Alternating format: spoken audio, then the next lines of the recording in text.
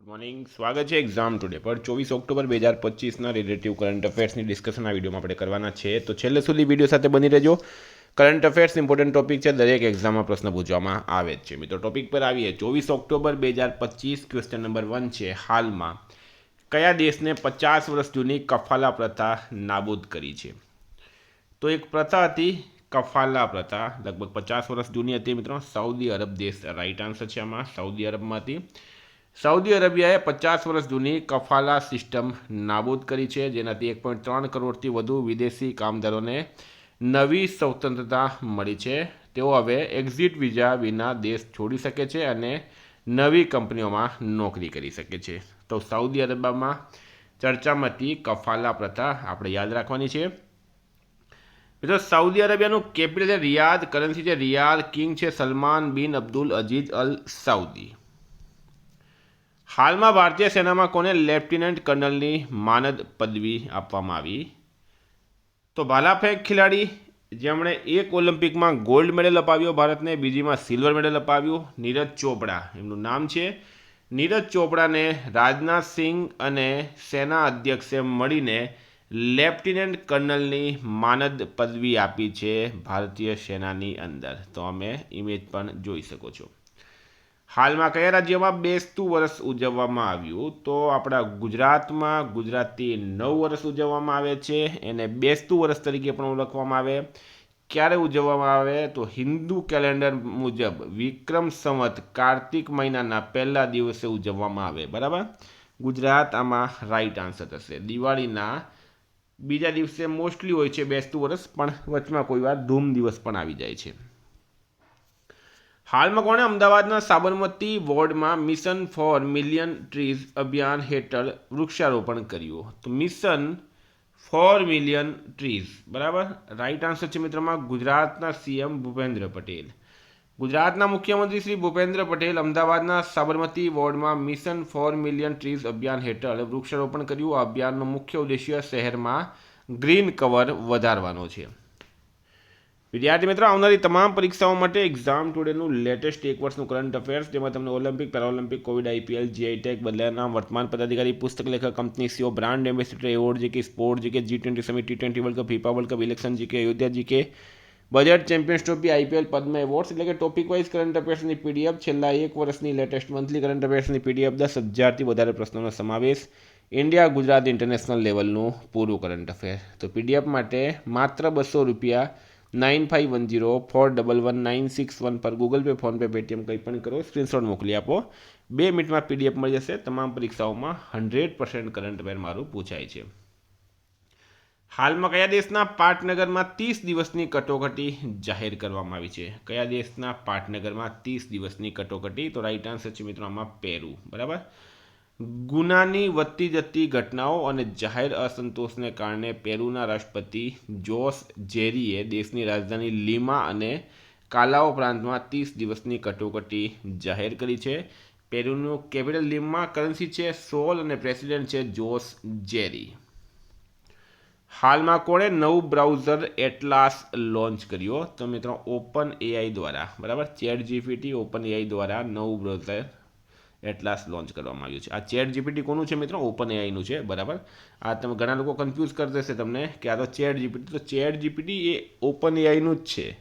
જેવી રીતના ફેસબુક મેટાનું છે, ઇન્સ્ટાગ્રામ મેટાનું છે, વોટ્સએપ મેટાનું છે, એવી રીતના આ ચેટ જીપીટી ઓપન એઆઈનું છે. હાલમાં કુલ વન વિસ્તારની દ્રષ્ટિએ વૈશ્વિક સ્તરે કોણ 9મા ક્રમે પહોંચ્યું છે?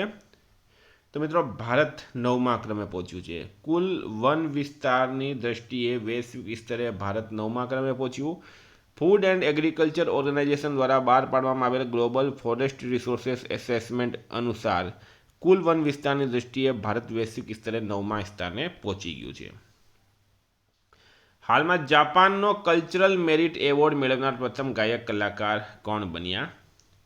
તો મસાકો નોજાવા. ડ્રેગન બોલ ફ્રેન્ચાઇઝ માં સોન ગુકને અવાજ આપે, બરાબર, આ મેં તો એક કેરેક્ટર છે સોન ગુક, એને અવાજ આપે છે, એમનું નામ છે મસાકો નોજાવા. અને આ મસાકો નોજાવાને જાપાનનો 2025નો કલ્ચરલ મેરિટ એવોર્ડ એનાયત કરવામાં આવ્યો છે. જેનાથી આ પ્રતિષ્ઠિત સન્માન મેળવનાર પ્રથમ અવાજ કલાકાર બની ગયા છે. હાલમાં ભારત અને કયા દેશે વૈજ્ઞાનિક સહયોગને પ્રોત્સાહન આપવા માટે રામાનુજન જુનિયર રિસર્ચ કાર્યક્રમ શરૂ કર્યો? તો વૈજ્ઞાનિક સહયોગને પ્રોત્સાહન આપવા Ramanujan junior research programme Bharat અને બ્રિટને શરૂ કર્યું છે. મિત્રો બ્રિટન, તો બ્રિટનનું કેપિટલ છે લંડન, કરન્સી છે પાઉન્ડ સ્ટર્લિંગ, પીએમ છે કેર સ્ટારમર. હાલમાં ભારતીય નૌસેનાના દ્વિવાર્ષિક કમાન્ડર્સ કોન્ફરન્સ 2025ની બીજી આવૃત્તિ ક્યાં શરૂ થઈ છે? તો ભારતીય નૌકાદળના દ્વિવાર્ષિક કમાન્ડર્સ કોન્ફરન્સ 2025ની બીજી આવૃત્તિ 22થી 24 ઓક્ટોબર ન્યૂ દિલ્હી ખાતે યોજાઈ. બરાબર, 22થી 24 ઓક્ટોબર ન્યૂ દિલ્હી ખાતે. આ કોન્ફરન્સનું મુખ્ય ધ્યાન ઓપરેશનલ તૈયારીઓ, સ્વદેશીકરણ અને ત્રણેય સેવાઓ વચ્ચે સંયુક્ત કામગીરી મજબૂત બનાવવા પર છે. હાલમાં IUCNનો 90મો સદસ્ય કોણ બન્યો? બરાબર, IUCNનો 90મો સભ્ય દેશ કોણ બન્યો છે? તો તુવાલુ દેશ. કયો દેશ? તુવાલુ રાઈટ આન્સર છે. પેસિફિક મહાસાગરમાં આવેલું એક નાનું ટાપુ રાષ્ટ્ર તુવાલુ સત્તાવાર રીતે international union for conservation of નેચરનું 90મું સભ્ય રાજ્ય બન્યું છે. IUCN સભ્યપદ તુવાલુને નિષ્ણાંતો અને ભાગીદારોના વૈશ્વિક નેટવર્ક સુધી પહોંચ આપશે. આનાથી તે કોરલ રીફ સહિત તેની દરિયાઈ જૈવ વિવિધતાઓનું રક્ષણ કરી શકશે. તુવાલુનું કેપિટલ છે મિત્રો ફુનાફુટી, કરન્સી છે ડોલર અને પીએમ છે ફેલેટી ટેવો. વર્ષ 2025માં નરેન્દ્ર મોદીએ દિવાળીની ઉજવણી ક્યાં કરી? તો રાઈટ આન્સર છે મિત્રો INS વિક્રાંત ખાતે. વર્ષ 2025માં નરેન્દ્ર મોદી દ્વારા દિવાળીની ઉજવણી INS વિક્રાંત ખાતે કરવામાં આવી છે. પીએમ મોદી ગોવામાં INS વિક્રાંત પર નેવીના જવાનો સાથે દિવાળીની ઉજવણી કરી હતી. આ 12મી વખત છે જ્યારે પીએમએ જવાનો સાથે દિવાળીની ઉજવણી કરી છે. હાલમાં કોણે ફોર્મ્યુલા 1 US ગ્રાન્ડ પ્રિક્સ જીતી છે? તો મેક્સ વર્સ્ટેપને 2025 formula 1 United States Grand Prix જીતી, જે 4 રેસમાં તેમનો ત્રીજો વિજય હતો. INS સહ્યાદ્રી દરિયાઈ અભ્યાસ જેમેક્સ 25માં ભાગ લેવા માટે ક્યાં પહોંચ્યું? તો INS સહ્યાદ્રી દરિયાઈ અભ્યાસ જેમેક્સ 2025માં ભાગ લેવા માટે જાપાન પહોંચ્યું છે. કેપિટલ છે મિત્રો ટોક્યો, કરન્સી છે જાપાની યેન, પીએમ છે સાને ટાકાઇચી. આ નવા બન્યા છે. બરાબર, હવે Shivalik class stealth frigate INS Sahyadri Bharat Japan દરિયાઈ કવાત જેમેક્સ 2025માં ભાગ લેવા માટે જાપાનના યોકોસુકા ખાતે પહોંચી ગયો, જે ભારત જાપાન સંરક્ષણ ભાગીદારીમાં એક સીમા ચિહ્નરૂપ થશે.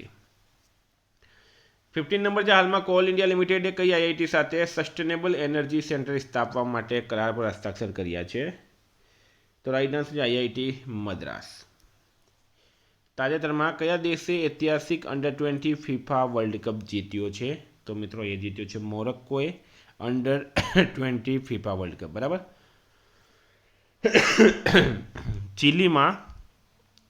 ચીલીમાં અંડર-20 ફિફા વર્લ્ડ કપમાં ફાઇનલમાં મોરોક્કોએ આર્જેન્ટિનાને 2-0થી હરાવીને કોઈપણ સ્તરે તેનો પ્રથમ વર્લ્ડ કપ ટાઇટલ જીત્યો. મોરોક્કોનું કેપિટલ છે મિત્રો રાબેટ, કરન્સી છે મોરોક્કિયન દિરહામ, પીએમ છે અઝીઝ અખાનોચ. 17 નંબર છે હાલમાં ભારતે તેના ટેકનિકલ મિશનને ક્યાં સંપૂર્ણ દૂતાવાસનો દરજ્જો આપ્યો છે? તો ભારત દ્વારા પોતાના ટેકનિકલ મિશનને સંપૂર્ણ દૂતાવાસનો દરજ્જો અફઘાનિસ્તાનમાં આપવામાં આવ્યો. એટલે કે ભારતનો પણ હવે અફઘાનિસ્તાનમાં દૂતાવાસ છે. ભારતે અફઘાનિસ્તાનની રાજધાની કાબુલમાં તેના ટેકનિકલ મિશનને ઔપચારિક રીતે સંપૂર્ણ ભારતીય દૂતાવાસમાં અપગ્રેડ કર્યું છે. 2021માં તાલિબાન સત્તામાં આવ્યા પછી આ નિર્ણય ભારતનો પ્રથમ ઔપચારિક રાજદ્વારી વિસ્તરિત પહેલ છે. તો મિત્રો આ હતા કરંટના પ્રશ્નો. વાત કરીએ રિવિઝનની.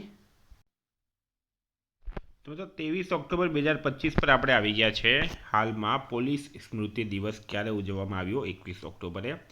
વિશ્વ બેંક દ્વારા સંચાલિત ભારતના જ્ઞાન વિનિમય મિશનનું નેતૃત્વ કેન્દ્રીય કૌશલ્ય વિકાસ અને ઉદ્યોગ સાહસિકતા રાજ્યમંત્રી જયંતસિંહે ક્યાં કર્યું છે?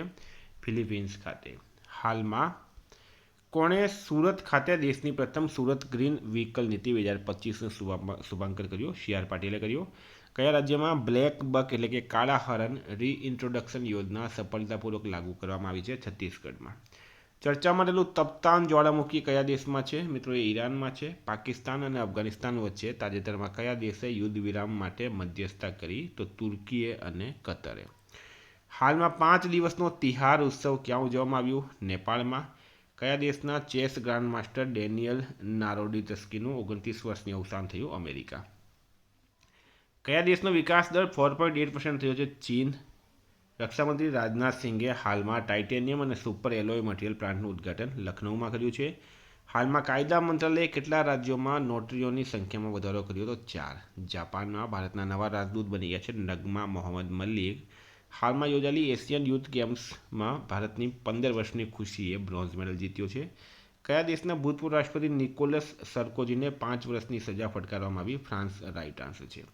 હાલમાં અમેરિકા અને કયા દેશે મહત્વપૂર્ણ ખનિજો અને સંરક્ષણ સહયોગ પર કેન્દ્રિત 8.5 બિલિયનના કરારો પર હસ્તાક્ષર કર્યા? ઓસ્ટ્રેલિયા. રાઇટ આન્સર છે. ભારત અને કયા દેશે વેપાર અને ટેકનોલોજી માટે વ્યૂહાત્મક જોડાણની જાહેરાત કરી? બ્રાઝિલે. મિત્રો, ગઈકાલે પ્રશ્ન પૂછાયો, તાજેતરમાં ગોવર્ધન અસરાનીનું અવસાન થયું છે, તેઓ કોણ હતા? તો ગોવર્ધન અસરાની એક અભિનેતા હતા. આજનો પ્રશ્ન છે, હાલમાં કયા રાજ્ય સરકારે શાળા અને કોલેજના અભ્યાસક્રમમાં ચેસનો સમાવેશ કર્યો? કેરળ, ગોવા, અસમ કે ઓડિશા? જવાબ કમેન્ટ બોક્સમાં જણાવો. Thank you. ફરી મળીશું. જય હિન્દ, જય ભારત.